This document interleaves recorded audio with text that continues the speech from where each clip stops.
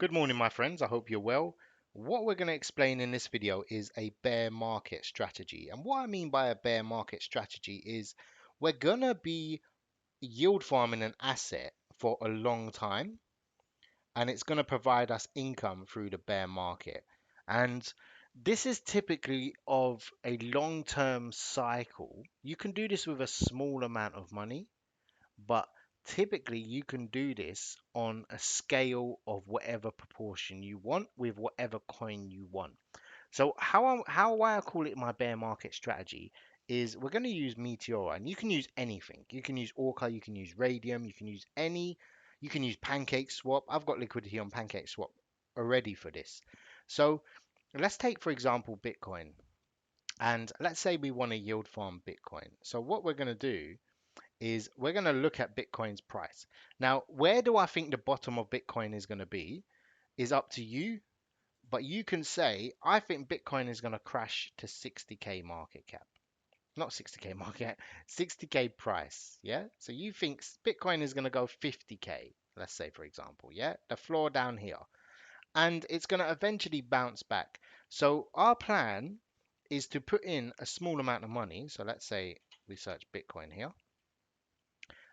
What we want to do is we want to put a bid ask position into a one-sided down. Yeah. So let's open the USDC. Now remember, you must always use USDC or a dollar equivalent. Don't use Solana because Solana will fall with Bitcoin. And we're going to choose this pool, for example. Now, what we're going to do is we're going to add liquidity on a bid ask, and we're going to add our, let's say, $100. Yeah. And you can put any amount you want.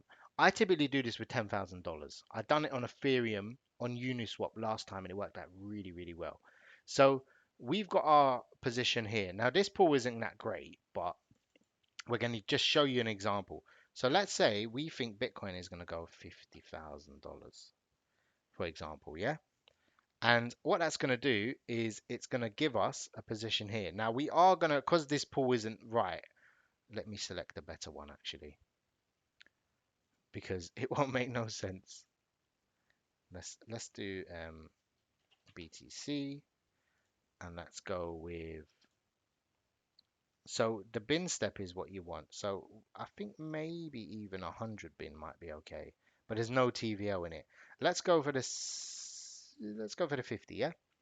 And the yield right now will be bad, but remember we're not day trading it type, and we're going to do $100, and we're going to do a bid ask, and we're going to do to 50,000. Yeah, that 49,000 might have been okay. So here's the beauty of it. We're going to have to deposit some refundable SOL, which is fine. However, what's going to happen is as our price moves down, all of our dollars won't get swapped out. So you can see here, I don't know if you'll be able to see it in the video, we've got 25 cents in each little price point. So at Bitcoin at 95, K is going to be 25 cents. That's our liquidity at that price point. Down here, we've got $1 in these little price points. So this is a really bearish scenario. So if we put in, this is why I say you have to put something like $10,000 for it to make sense. And let's say you can even do it much lower. You can even do it to zero, but you're basically going to provide liquidity at these price points. So we're putting in $100 here at these prices, yeah? And why you don't want to put all of your, you don't want to do a spot is because your dollars get swapped out. So as your dollars swap into Bitcoin down here, as you move down, what happens is your Bitcoin, you'll have Bitcoin at these prices. You'll have like $300 of Bitcoin. And as the price falls even more, you start to accumulate some losses. But with a bid ask, as you move down, what tends to happen is you've only got maybe $60 worth as it moves. Even here, you probably have $200 where you would have had like $1,000 of Bitcoin around this price if you'd done a spot, maybe even more. Yeah, you'd probably be at 800, maybe 1,000 here. So what you kind of want to do is you want to protect your dollars as much as possible. You'll earn less yield, But as the price goes, it'll probably settle around here, if anything, yeah? And that's where most of your yield's going to come, and then you're just going to leave it there. If you make some money, let's say you made $30 on a trade, yeah? Just drop in $5 here, and then just keep adding to it. Just put in $5 and then just keep adding and adding and adding. What will end up happening? It's very difficult to see, but you need to have something that's going to earn you money on a bear in the bear market. Because trust me, all the liquidity is going to dry up. No one's going to be trading. Wouldn't it be nice to come in every single day and say, okay, I've got $6 of Bitcoin. I've earned it. And the other beautiful thing of it is, as the price sort of falls, what happens is you're buying Bitcoin at these levels automatically. You don't have to DCA in. This will DCA in for you. It's a very set and forget strategy. You must do this.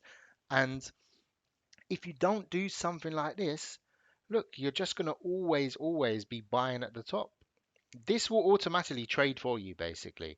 It's going to be buying Bitcoin here. You're going to be earning yield. You can come in, swap it, keep your Bitcoin. If over, I don't know, it's 3 to 6 months, you could actually do this, and you can end up with, depending on what you deposit, you can end up with a nice amount of Bitcoin, especially when it goes lower and then bounces up. Now, I'm only using Bitcoin as an example. This does work on meme coins as well. Now, higher risk, but you kind of want an asset that's going to last 1 or 2 years. And you could do this with, I don't know, something serious like Bonk, for example. Bonk, I wouldn't typically recommend. I wouldn't yield farm Bonk, but the yield is going to be much higher. And you can say, okay, I'm going to jump into this one and I'm going to do exactly the same thing. And without looking at the Bonk chart, you can say, I want it to go down 99%. Yeah. And you can say 99% or 90%. Let's go 90%. 99% means like you shouldn't be holding it type of thing. So someone down here is providing liquidity or forgot about their liquidity they provided. So you can see here where people are providing liquidity. There's even liquidity all the way down here. Nothing here, but there is some liquidity here. And someone's obviously done a curve or a bid ask down because they're just leaving it. So this is kind of your bear market moon bag, and you'll put in $100 and you do a bid ask. Why bid ask works even better on meme coins is because you don't want to swap your dollars into a crappy meme coin. So you can see here each little price point we've got, like, I think this will probably be like 2 million market cap or 20 million maybe. But you can see here as the price, or yeah, I think it's 20 million.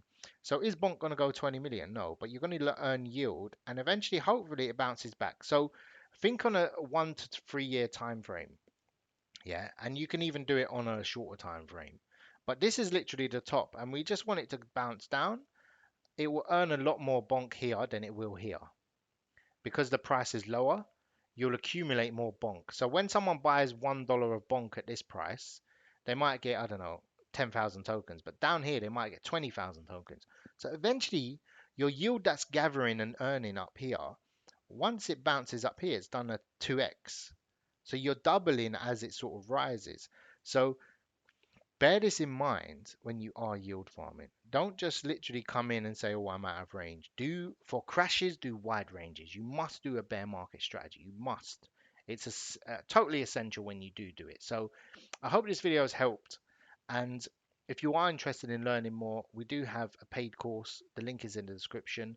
Message me, we'll have a chat, and then we'll share all these techniques with you. I wish you all the best and take care.